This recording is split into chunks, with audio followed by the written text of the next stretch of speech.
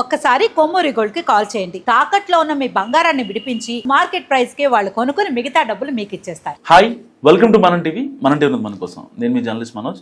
So నియోజకవర్గాల పునర్విజనలో భాగంగా పులివెందుల కాన్సెన్సీ ఇప్పుడు సోషల్ మీడియాలో తెగ వైరల్గా మారుతుంది.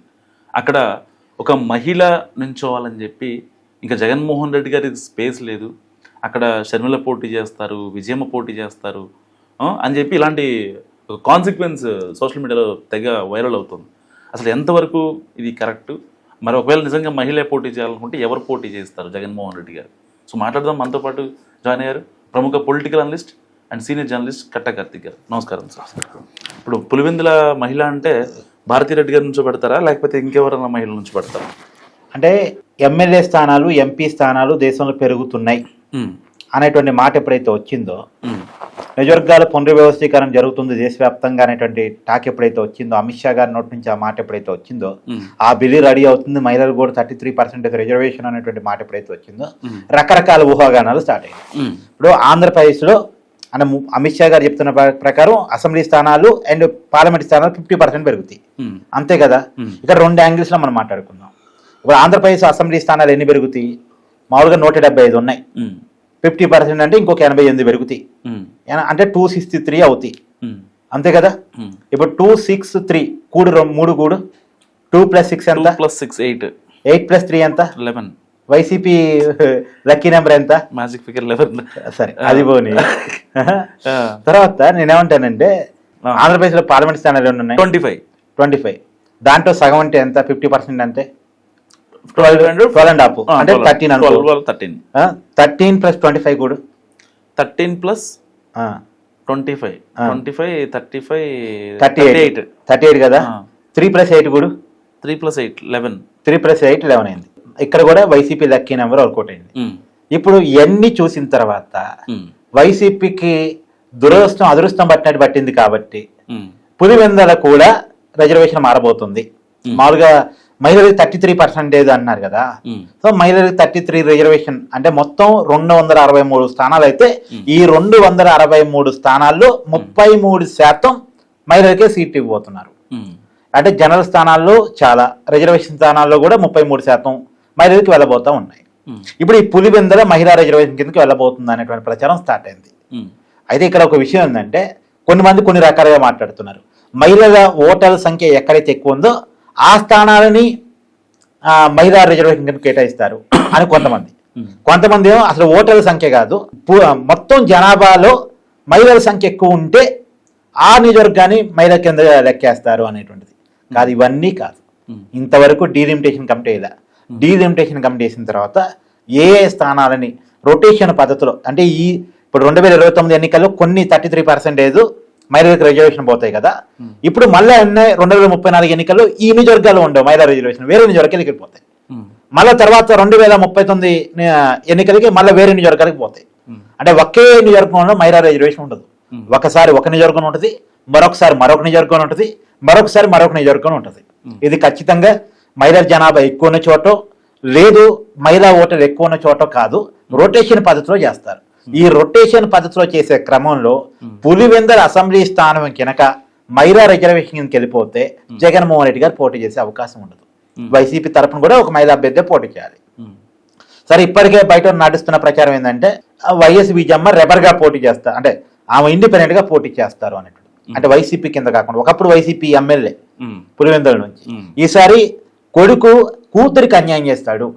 తర్వాత సొంత రాజశేఖర రెడ్డి కుటుంబానికి జగన్మోహన్ రెడ్డి వల్ల అన్యాయం జరిగింది కాబట్టి మా కుటుంబానికి కంచి కోటైన పులివెందుల స్థానంలో మా కుటుంబానికి అన్యాయం చేసిన జగన్మోహన్ రెడ్డి ఎమ్మెల్యేగా ఉండటానికి వీల్లేదు అనేటువంటి ఏకైక ఎజెండాతో వైఎస్ విజయమ్మ పులివెందులలో పోటీ చేయబోతున్నారు ఇండిపెండెంట్ గా. ఎందుకంటే ఆమె ఏ పార్టీలో లేరు కాబట్టి.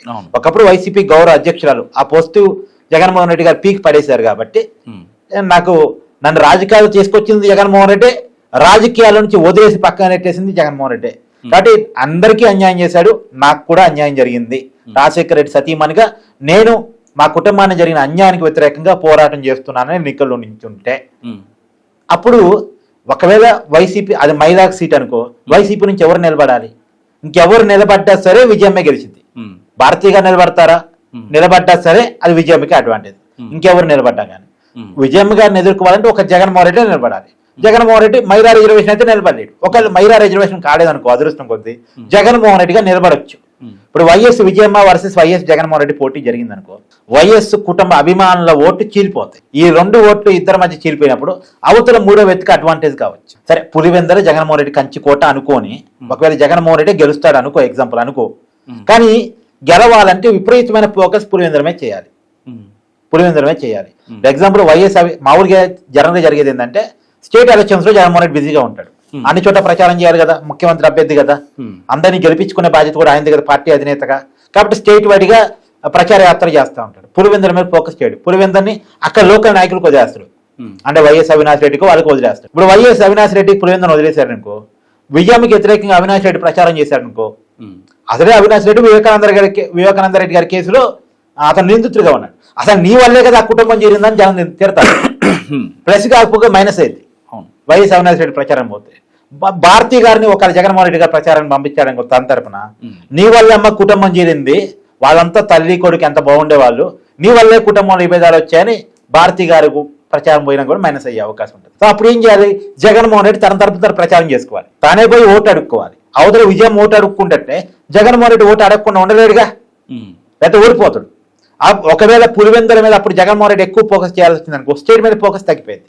అసలే 263 స్థానాలు, 175 కూడా కాదు, 263 మందికి ప్రచారం చేసుకోవాలి. ఈ 263 మందికి ప్రచారం చేసే బాధ్యత నుంచి జగన్మోహన్ రెడ్డి గారు స్కిప్ కావాలి పులివెందుల మీద ఫోకస్ చేయాలంటే. ఒకవేళ పులివెందుల మీద ఫోకస్ చేయకుండా స్టేట్ లో గెలవడం ఇంపార్టెంట్ కదా అని స్టేట్ మొత్తం తిరుగుతున్నాడు అనుకో, ఈ పులివెందులో జగన్మోహన్ రెడ్డి ఓడిపోయే ప్రమాదం ఉంటుంది. వైసీపీ గెలిచినా గెలవకపోయినా, అధికారం వచ్చినా రాకపోయినా జగన్మోహన్ రెడ్డి సొంత స్థానంలో ఓడిపోయారు అనుకో, పరుగుపోయినట్టేగా. ఎమ్మెల్యేగా జగన్మోహన్ రెడ్డి ఓడిపోతే నీకు ఇలాంటి సంఘటనలు ఉన్నాయా లేవు అంటాను కూడా ఎగ్జాంపుల్ చెప్తా. ఇప్పుడు బెంగాల్లో మమతా బెనర్జీ పోయినసారి ఎన్నికల్లో ఓడిపోయారు. తృణమూల్ కాంగ్రెస్ పార్టీ అధికారంలోకి వచ్చింది, కానీ మమతా బెనర్జీ ఓడిపోయారు నందిగ్రామ్ నుంచి. తర్వాత ఏదో ఉప ఎన్నికల్లో పోటీ చేసి గెలవాల్సి వచ్చింది. రేపొద్దున జగన్మోహన్ రెడ్డి పులివెందులు ఓడిపోయిన అదే పరిస్థితి వస్తుంది. కాబట్టి ఇది జగన్మోహన్ రెడ్డి గారి రాజకీయ భవిష్యత్తుకి ఇప్పుడు పులివెందులు అనేది ఒక పెద్ద క్వశ్చన్ మార్క్గా ఉంది. ఒకటి మైరా రిజర్వేషన్ సీట్ అయితే అసలు జగన్మోహన్ రెడ్డి గారు పోటీ చేయడానికి కూడా అవకాశం ఉండదు. ఒకవేళ ఆల్టర్నేట్ ఎక్కడ పోటీ చేయాలంటే ఎక్కడ నుంచి చేసే అవకాశం ఉంటుంది జగన్మోహన్ రెడ్డి గారా? మేబీ కడప జిల్లాలో వేరే సీట్ ఏదైనా చూసుకుంటాడు, జమ్మల్ మడుగో ఇంకోటో ఏదో చూసుకుంటాడు. అంతేగాని ఇటు కృష్ణా జిల్లా, గుంటూరు జిల్లాలకి నా ఇల్లు కూడా అక్కడే ఉందని చెప్పి గతంలో ఆయన మాట్లాడారు కదా, అది గతం అయిపోయింది.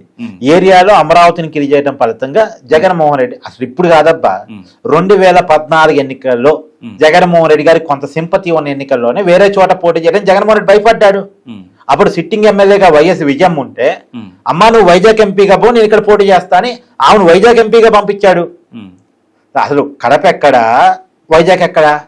అందులో ఎమ్మెల్యేగా ఉన్న వ్యక్తిని ఎంపీగా పంపిస్తే ఆమె ఎక్కడ గెలవాలి పాపం, ఆమెకేం రాజకీయాలు తెలుసు.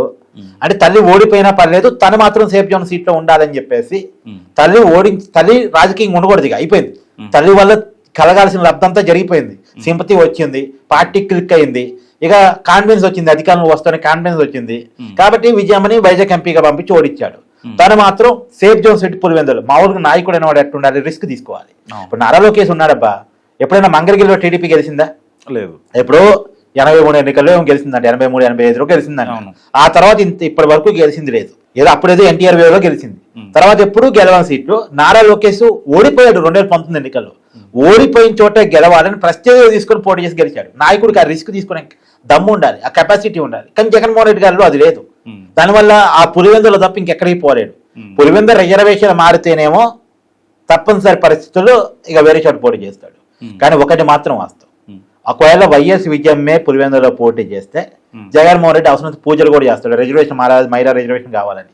ఎందుకంటే రేపొద్దున వైఎస్ విజయం అక్కడ నిలబడింది, ఇప్పుడు మైరా నిలబడాలి వైసీపీ తరఫున కూడా. ఎవరో ఒక్క నిలబెడతాడు, వైఎస్ విజయమ్మే గెలిచింది, నేను నిలబడకపోబట్టి వాళ్ళు గెలిచారు అనుకుంటాడు.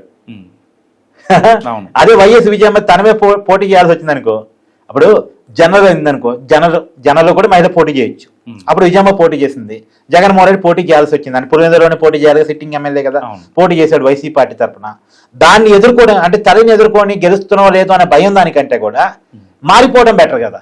మారిపోవడానికి కారణం కావాలి, ఎందుకు మారే పులివెందుల నుంచి భయపడ్డావా అంటారు, నీ తల్లి పోటీ చేసింది కాబట్టి భయపడ్డావా అంటారు. అప్పుడు అసలు రిజర్వేషన్ మారింది అనుకో, ఆ బాధ లేదు, రిజర్వేషన్ మారింది కాబట్టి బయట వేరే చోట పోటీ చేస్తున్నా అని చెప్పుకోవడానికి ఉంటుంది. సో రిజర్వేషన్ మారాలని ముందు కోరుకునేది Jaganmohan Reddy. Yeah, thank you. So ఇది కార్తీక్ గారి అనాలిసిస్. మీరేమనుకుంటున్నారో మీకు ఏమైనా డౌట్స్ ఉంటే మస్తు కామెంట్ చేయండి. చూస్తున్నాండి మనం టీవీ.